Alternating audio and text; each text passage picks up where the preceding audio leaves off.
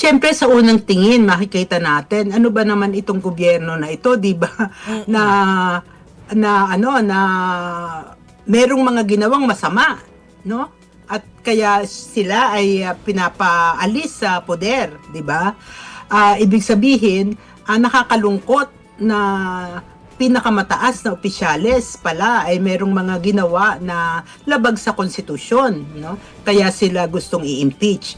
But on the other hand, maganda rin kasi ibig sabihin nito ay merong kakayahan ang ating sistema ng hustisya para mapanagot yung mga tiwaling opisyales natin, no? At lalong-lalo na kung sila pa ay pangulo at saka pangulo at saka vice president, no? Dalawang pinakamataas na posisyon ng ating bansa. At lagi ko nang sinasabi, kung magkakaganon, we should be proud of the Filipino people dahil sila ay nakakapagpatanggal sa poder ng mga tiwaling malalakas na tao at matataas ang posisyon. So this will start, no, our healing. This will start the justice that we want, diba? Ma'am Lisa, kahit pa paano ba inapulsohan na po ba ninyo yung magiging reception nito at sa plenaryo?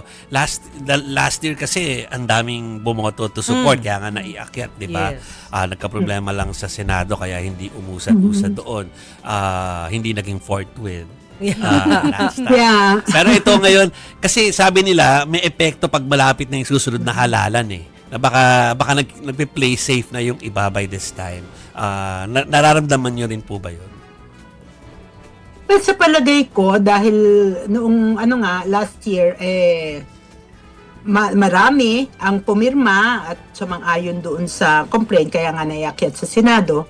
Pero, kaya na-transmit sa Senado. Pero, palagay ko ay baka mas marami pa ngayon. Okay. Dahil malapit na nga ang eleksyon. Both ways yan di ba? So, and besides, frankly speaking, di ba, yung magiging outcome talaga ng magiging butuhan dyan ay nakadepende doon sa sino ba ang dominante, di ba? Doon sa sa mababang kapulungan.